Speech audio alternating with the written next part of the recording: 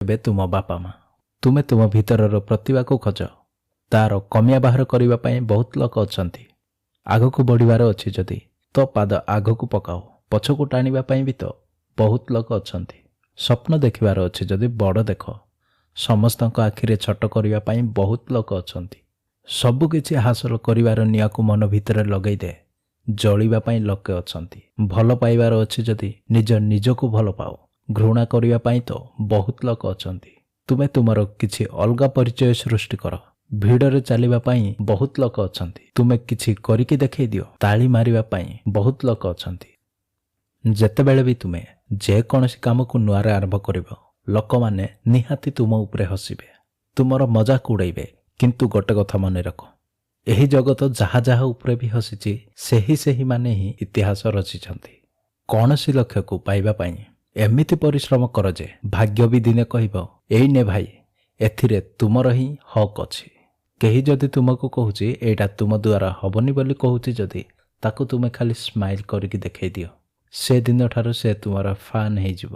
ବିନା ସ୍ୱାର୍ଥରେ କେହି ବି ତୁମକୁ ଇଜ୍ଜତ ଦିଏ ନାହିଁ। ସେଥିପାଇଁ ନିଜକୁ ଏମିତି ପ୍ରସ୍ତୁତ କର ଯେ ଯେମିତି ଲୋକେ ତୁମକୁ ନିଃସ୍ୱାର୍ଥ ଭାବରେ ଇଜ୍ଜତ ଦେବେ।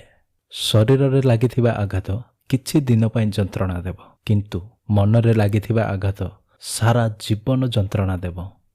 ତୁମେ ସବୁକିଛି କର କିନ୍ତୁ କେବେ ବି କାହାର ଭରସାକୁ ଭାଙ୍ଗ ନାହିଁ। ଭରସାର ଡୋରି ଯଦି ଥରେ ଛିଣ୍ଡିଯିବ କେବେ ବି ଆଉ ଯୋଡ଼ି ହୁଏ ନାହିଁ। ଜୀବନରେ ତୁମେ ଅନ୍ୟର କେତେ ବି ଉପକାର କର କିନ୍ତୁ ସେ ସବୁକୁ ଭୁଲିଯିବ। ଥରେ ଖାଲି ତାହାର କୌଣସି କଥାକୁ ନ ମାନିକି ଦେଖ, ସେ ସେହି କଥାକୁ ସାରା ଜୀବନ ମନେ ରଖିବ। ଆଖିରେ ନିଦ ବହୁତ ଅଛି କିନ୍ତୁ ଶୋଇବୁ ନାହିଁ। ନିଜ ଲକ୍ଷ୍ୟକୁ ପାଇବାର ଜିଦ୍ଦିକୁ କେବେ ଛାଡ଼ିବୁ ନାହିଁ। ଏଇଟା ହିଁ ଠିକ୍ ସମୟ କିଛି କରିକି ଦେଖେଇବାର। ଏହି ସୁଯୋଗକୁ କେବେ ଛାଡ଼ିବୁ ନାହିଁ। ଯେତେବେଳେ ଗୋଟେ ମଣିଷ ଲକ୍ଷ୍ୟ ରଖୁଛି ସେତେବେଳେ ସେ ସୁଖ ଦୁଃଖ କିଛି ଦେଖେ ନାହିଁ।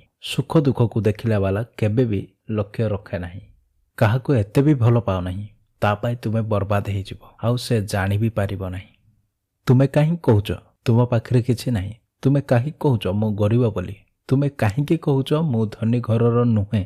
ଯଦି ପ୍ରକୃତରେ କିଛି ସମସ୍ୟା ଅଛି ତାହେଲେ ସେହି ସମସ୍ୟାକୁ ଦୂର କର ନା।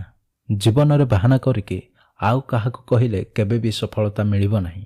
ସତରେ ଯଦି ତୁମେ ସଫଳତା ପାଇବାକୁ ଚାହୁଁଛ ତାହେଲେ ସେହି ସମସ୍ୟାକୁ ଦୂର କରିବାକୁ ଶିଖ। କାହିଁକି ନା ତୁମେ ଯେତେ ଜଲ୍ଦି ସମସ୍ୟାକୁ ଦୂର କରିବ ସେତେ ଜଲ୍ଦି ସଫଳତାର ରାସ୍ତା ତୁମ ପାଇଁ ସହଜ ହେଇଯିବ।